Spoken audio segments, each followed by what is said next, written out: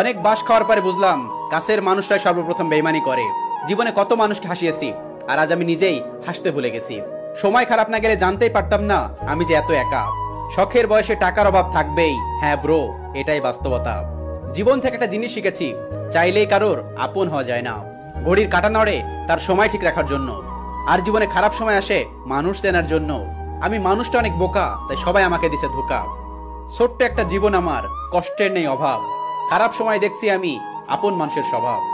এত কথা, এত মেসেজ, এত রাগ, এত কসম, সব হার মেনে যায় মিথ্যা সম্পর্কের কাছে।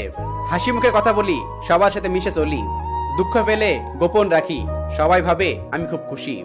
কিন্তু যার অন্তরের জ্বালা একমাত্র সেই বোঝে। জীবনে বড় হও, অনেক বড়, কিন্তু কাউকে ছোট করে নাও। আর জীবনে হাসো, কিন্তু কাউকে কাঁদিয়ে নাও। তার জীবন থেকে বিদায় নেওয়াই ভালো যার কাছে তোমার কোনো মূল্য নেই। সারাদিন মন খারাপ করে থাকলেও